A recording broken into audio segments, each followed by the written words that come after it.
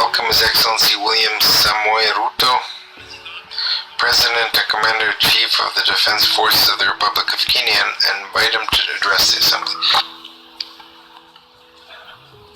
Mr. President of this 77th session of the UN General Assembly, Your Excellency Saba Korosi, Secretary General of the United Nations, Your Excellency Antonio Guterres, Excellencies, distinguished delegates, I am grateful for the immense privilege to join Your Excellencies in this distinguished assembly, a privilege made possible by peaceful, democratic transition following free and fair elections in Kenya on the 9th of August 2022. Elections that not only stand as testimony of the universal power of democracy, but also of the manifest ability of African peoples to invest in stronger nations and a secure future, robust institutions, effective constitutions, and the impartial administration of the rule of law guarantees the achievement of shared aspirations. This 77th session of the UN General Assembly comes at a unique moment when the entire world is struggling with multiple grave challenges that include regional conflicts, the COVID-19 pandemic, the triple planetary crisis, food insecurity, and the rising cost of living. I take this opportunity to congratulate you, Mr. President, on your election to preside over this session and express my confidence that your wealth of experience offers us significant assurance of your good leadership. Your motto, solutions through solidarity, sustainability, and science, succinctly captures with particular resonance the urgent imperatives of our time. I assure you of Kenya's firm support and cooperation during your tenure.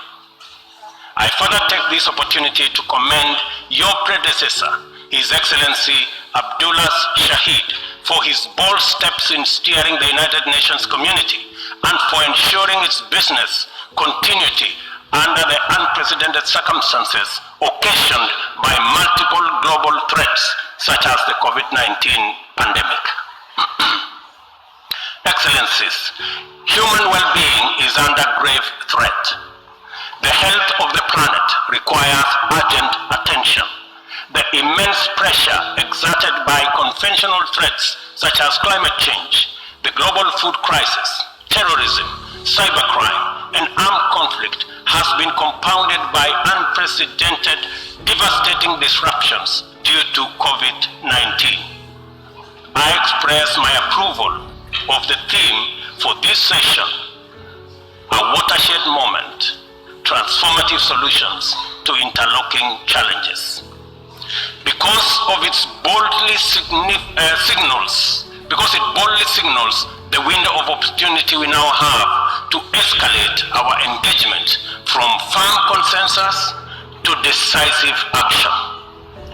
In many respects, the COVID-19 pandemic stripped us of many illusions and exposed stark justice and solidarity deficits in the face of existential crisis.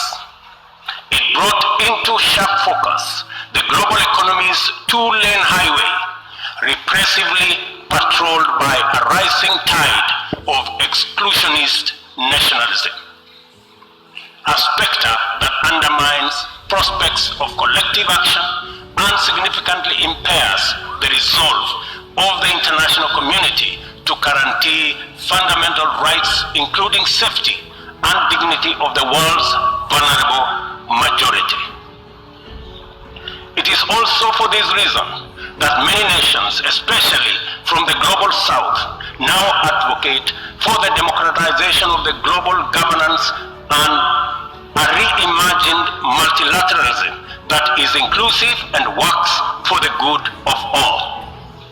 Kenya stands ready to work with other nations to achieve the pan-Africanization of multilateralism and a just and inclusive system of global governance.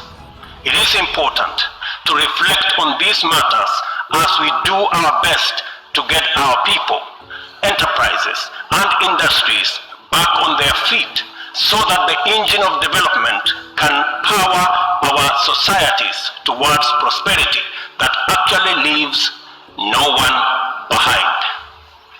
Building back better is the universal rallying call to incorporate lessons learned into doing more in a better way to recover from the shock.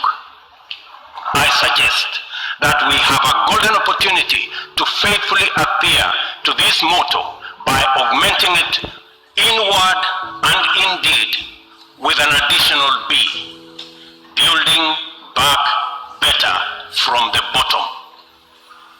Building back better from the bottom upwards is essentially about including the marginalized to working majority in the economic mainstream. The bottom millions relentlessly wage their daily battle for survival in a crowded arena characterized by scarcity of opportunity and generally precarious existence.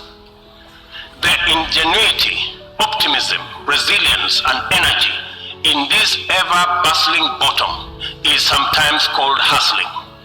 Invisibly to policymakers and beyond the reach of many public services, these hustlers take nothing for granted, surviving overwhelming odds and frequently succeeding greatly. In the words of Abraham Lincoln, things may come to those who wait, but only things left behind by those who hustle. It is time to bolster the resilience of our nations, to mainstream these millions through deliberate strategies and efforts for economic inclusion by building back better from the bottom up. The interlocking challenges of conflicts, triple planetary crisis, and the global food crisis have impeded our momentum and obstructed our focus on achieving fundamental transformations towards sustainable development.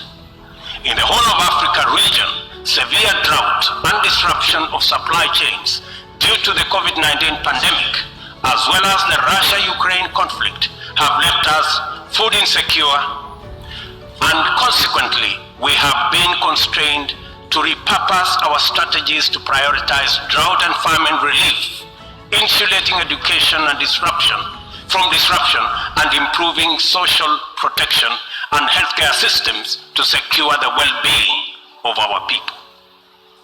Many countries now bear witness to the unsettling phenomena of rivers, canals, and water reservoirs that are drying up on account of drought and heat waves occasioned by climate change. Kenya is no exception.